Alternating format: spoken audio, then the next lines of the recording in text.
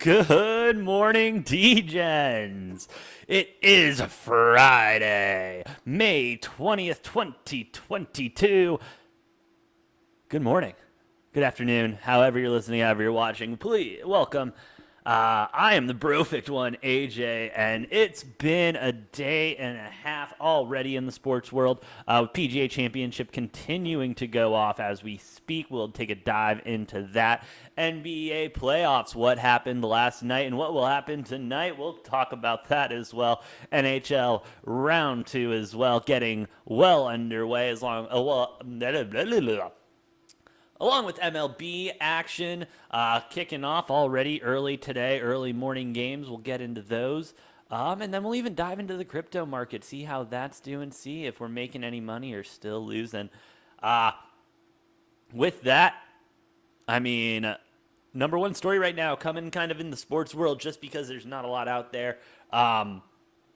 Nick Saban and the Jimbo Fisher and Deion Sanders stuff from yesterday and the day before, after Nick Saban said some disparaging remarks about Jimbo Fisher and Deion Sanders and their teams when it comes to recruitment and how recruitment is handled and everything like that. Nick Saban walked it back last night after Jimbo Fisher came out and said, F you, I don't, go dig up his dirty laundry and blah, blah, blah, blah, blah. Jesus. And I can't blame him. I can't blame Jimbo for taking those shots. Not only taking direct shots at your program and what you have built there and everything, but then also taking shots at your team. Those are your boys. They're supposed to rally. You're supposed to rally around. They're supposed to rally around you. So you got to go to bat for your boys. So shout out to Fisher and shout out to Sanders. Deion doing it over Twitter, which was honestly kind of hilarious, saying that he himself doesn't get paid $1 million to do it. Yeah, that was funny as hell. So shout out to them. But Nick Saban last night walking it back, saying, "Hey, I didn't mean to call anyone out. I was just trying to, make a point that this NIL shit's out of hand." And it's like, I get it, but there's so many different ways you could have done that, bro. Bad decision by Alabama. Looks to be one of many they continue to make. And as a person who's very anti-Bama, anti-roll tide, I'd rather that tide just stops rolling. This is awesome. I love seeing the implosion of what is, as Jimbo Fisher referred to as the football czar. It's great, bro. Go ahead. Give me all of this drama going into this next season. And hey, who knows? Maybe Nick Saban will F up again and say something else stupid. That would be awesome. Man. With that being said, crazy night last night on the hardwood, I think, is where we will get started. Celtics and the Heat. Celtics, 127-102. There were a solid 5 minutes, maybe? 2 minutes, maybe? That I thought the Heat were going to win. You can just look at the box score right here. I wish I could zoom in a little bit more. But the first period, I'll just go through all four periods. 35-35, 26-31 to get the 127 right there. 24-21, 26-31. Jimmy Butler, 29 points, 6 rebounds, 3 assists. Gonna need at least a double-double there, bub. Jimmy Butler is definitely the heart and soul of this team, definitely the OG of the squad, and respect him and everything that he's done, especially possibly being Michael Jordan's son. That's a whole other issue. With that being said, Marcus Smart's 24, 9 rebounds, 12 assists coming off. Crazy movement. We saw the line yesterday. If you watched the show, you didn't watch the show yesterday because it got taken down by YouTube. Sorry, YouTube, for whatever we did. Don't know what we did. Please let me know what we did so we don't do it again. Where was I going with that?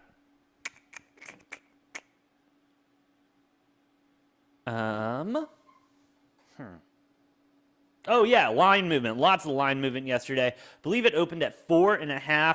Celtics being the dog. But then the Heat just,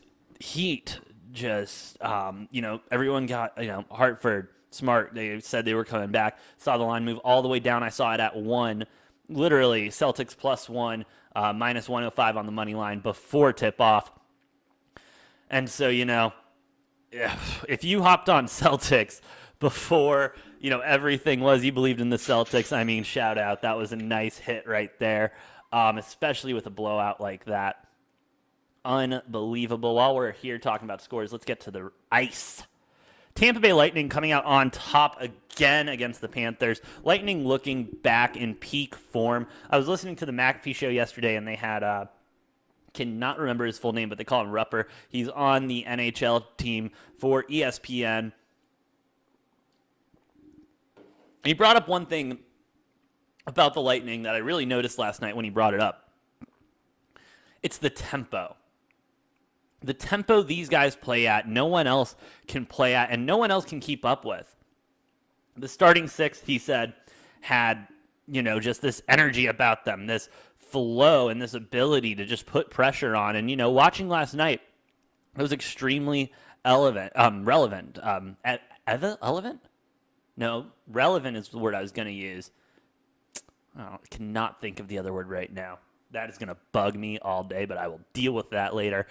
Regardless, Panthers now have a very tough journey going to Tampa. Luckily, it's not a long ride from where they're at. But I mean, Lightning at home, that's a scary thing. I mean, we might be seeing the Lightning making a strong campaign for the three-peat here.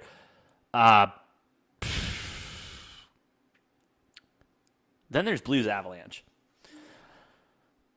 Man, that was a game.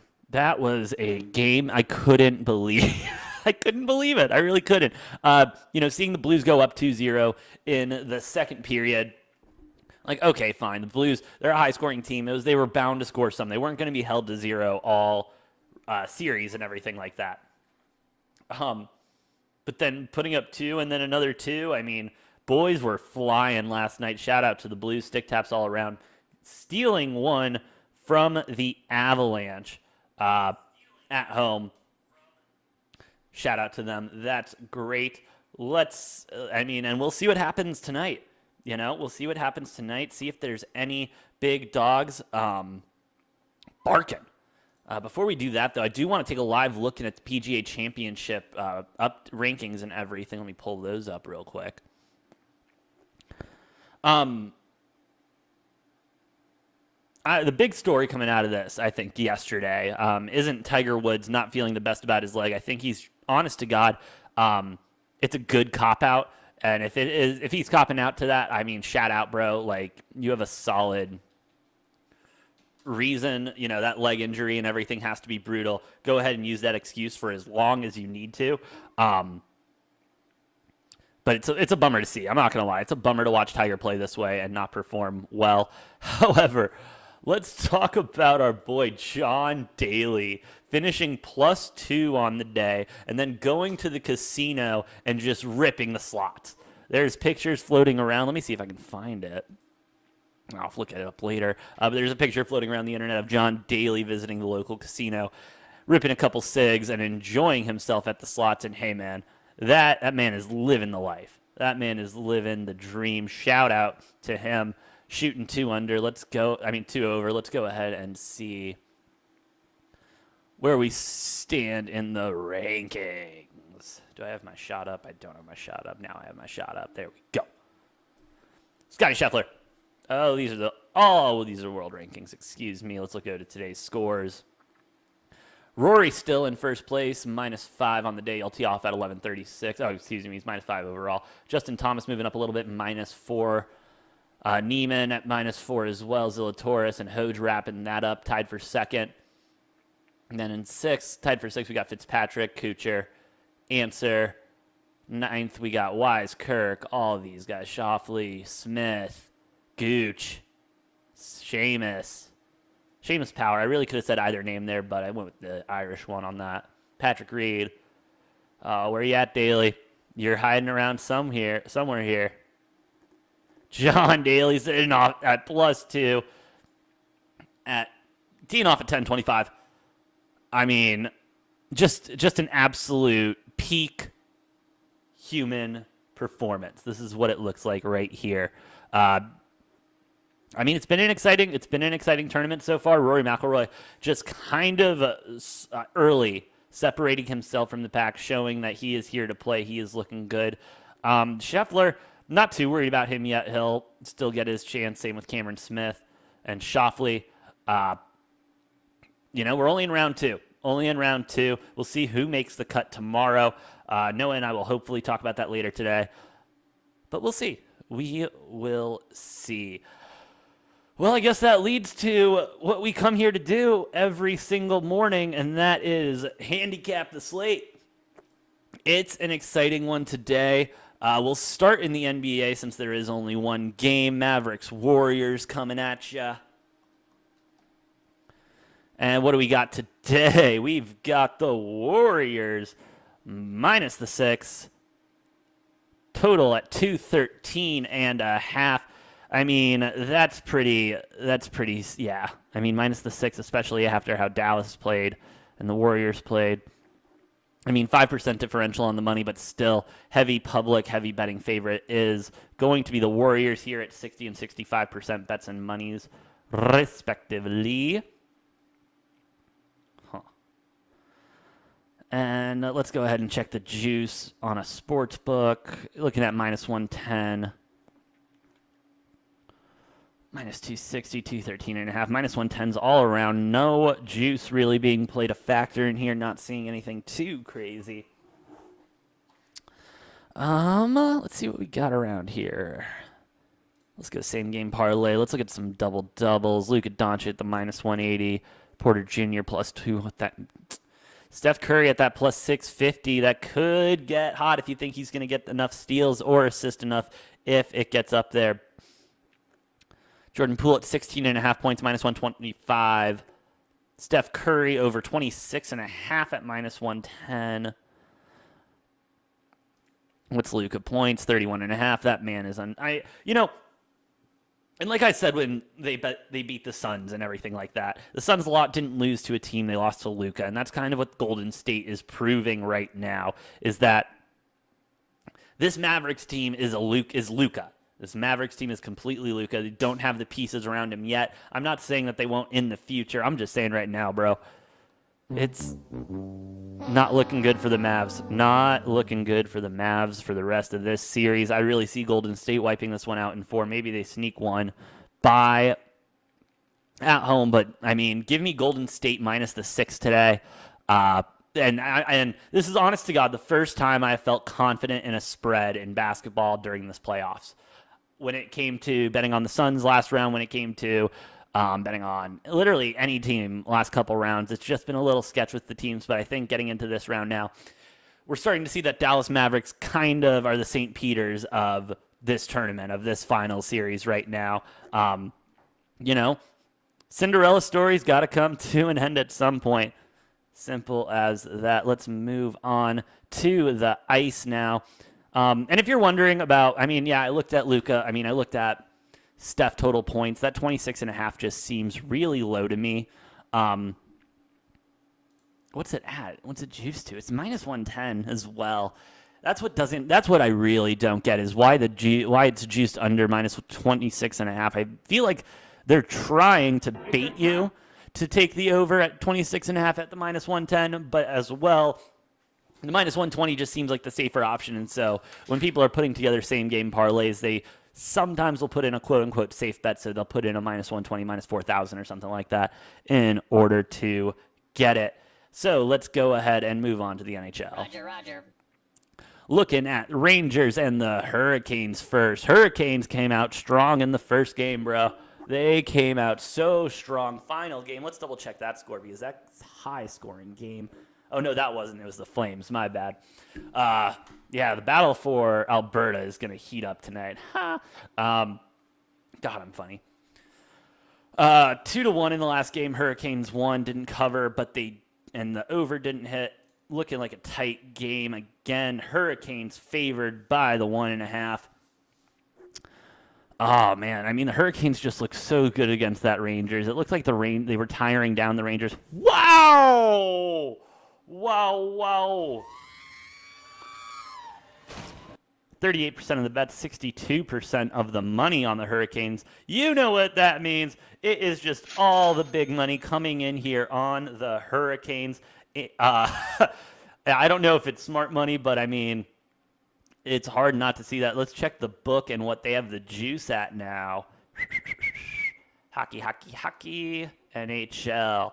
175 on the money line, minus 1.5 at plus 150. Can't blame them since it was a 2-1 game last time. Total at 5.5. That seems so low.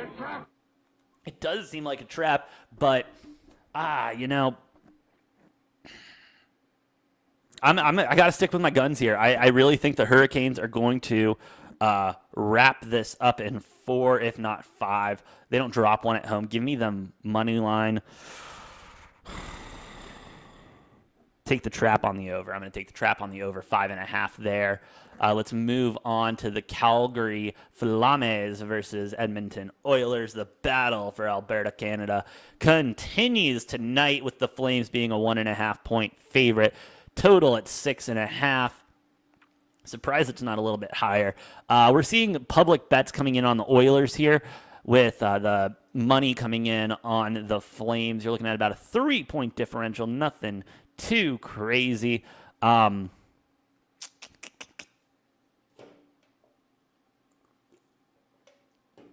Yeah, I don't know what to tell you on this one. Oh, yeah, I do. What are we talking about? Flames in the over. Flames and the over. Flames in the over. Flames in the over. It's just too easy. We're going to take a look at the book, see what it's juiced at. You take the money line minus the 1.7. Wait a second. Hold on. Hold the horses here. Nah, we're taking Flames plus the 1.5 over 6.5. Boom goes the dynamite. And boom goes the dynamite. And that is going to be my NHL picks for today. We're looking at Rangers money line. LOL. We're looking at Hurricanes with the money line. Going to the over 5.5. And then we're also taking Flames minus the 1.5 over 6.5 there. Again, I will get on my soapbox here. If you are not watching playoff Stanley Cup hockey, I don't know what you're doing. I really don't know what you're doing. It is electrifying. If you're going to watch any game tonight, honest to God, watch Flames and the Oilers. If you want a high-scoring game, if you want one where the boys are just flying around, playing some of the best hockey, you look at Rangers Hurricane for a defensive battle. I know I said defensive battle, and I took the over, but 5.5. You got to take that over, especially at minus 105. Oh, let's move to the diamond. Let's move to the diamond because I got a couple games that I really like today. Friday, we're starting the weekend series. If they didn't start yesterday, we did have a smaller slate yesterday, so we got a couple more games today. Not going to cover them all, just going to cover the ones that I really like. Drop it in the comments, though, if there is a certain game that you would like to see handicapped. I would love to handicap it for you. Let's get to it. D-backs Cubs. D-backs coming off a win yesterday. Looking good. Gallen just throwing heat yesterday. Just absolute heat. But today is a different story. Got Hendricks on the mound for the Cubs. Castellanos on the rubber for the Snakes.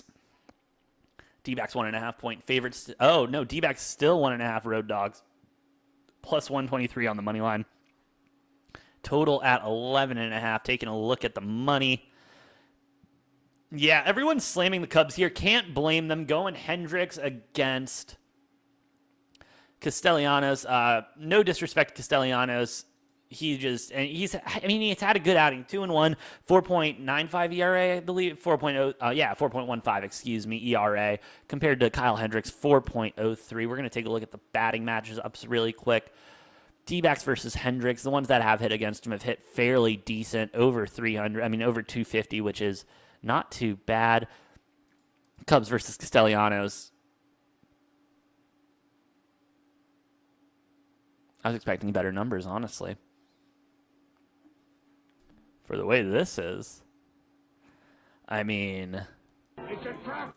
I know it's a trap, but shit. Oh, what the that doesn't make any sense to me. Yeah, I guess they're going with the juice is going to the home team with the ace on the mound. Yeah, plus 120, plus 1.5. What's the first 5? Plus 115. Money line. Plus a half is minus 130, so they think this will end in a tie more than anything. Yeah, the books are thinking this is going to end in a 0-0 going into the 5th. And the reason I'm thinking that is just looking at the juice. Looking at the juice here, plus 100 at minus 105, at minus a half. They're not too confident in that number. And same thing here. They think this is going to go 0-0. That's why that plus a half right there at minus 130. If they thought the D-backs were going to win the first 5, juice would be down to probably 105, and this would be minus 125. Just from my experience betting, I don't know the sports books. Like, I don't know how they write lines and shit like that, but that's just what I'm thinking.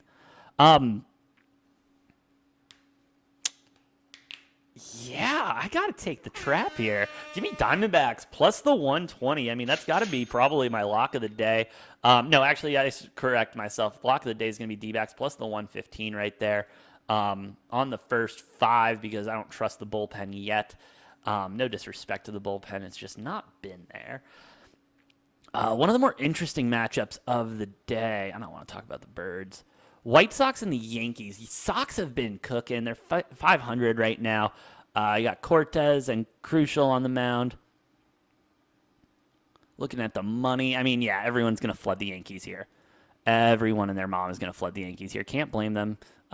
Yankees looking best overall. But I want to take a look at this pitching matchup because the way the Sox have been hitting lately, they don't have it up. Fuck. This is going to be an over game for me. What's that over being hooked at? 8.5. Yeah, you're going to slam that over minus 120. That's my play on that game because the Sox could get hot. The Yankees bats have known to go dud. If you're going through the first 4 or 5 innings and you see it's 0-0, the Yankees aren't really connecting at all, maybe jump on a live money line or a live plus 1.5 and see if you can get a little better number. But yeah, you look at that 1.5 right there. They think it's going to be a close game. So yeah, I like the 8.5 there. Any other games that I really think we can sink our teeth into today? Yeah, Mets Rockies. They've just both of the teams have just been hitting incredible. They're going to be in Colorado. I'm a big proponent that air matters. That air matters. And so give me the over 10 right there on that. And then that's probably going to be my last play of the day, honestly. And then sit back and watch hockey. Sit back, watch some playoff basketball, have a beer or 2 or 3, and enjoy the night. And let me tell you, may need a beer or 2 after looking at the crypto markets that we'll get into here in a second. Jesus Christ. I go to sleep thinking everything is getting a little bit better just to wake up and get smacked in the mouth. But hey, it is what it is. We'll figure it out. Let's dive into the mess that is the crypto market. All right, bro. So as you can see here, got a lot of red going on. By a lot of red going on, I mean in the absolute shitter, which is fine. We will work with it. Let's take a look at Bitcoin and see what it's doing. We're having connection issues. Looking for it right now. At least my funds are safe. Thank you very much. How about ETH? Are we still having connection issues? Yep.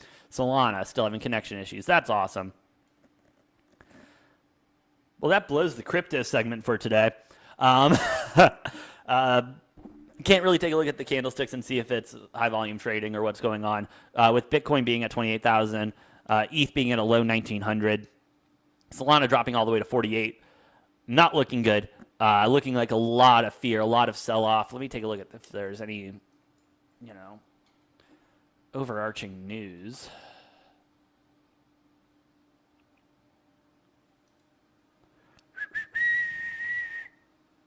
Oh, Lordy.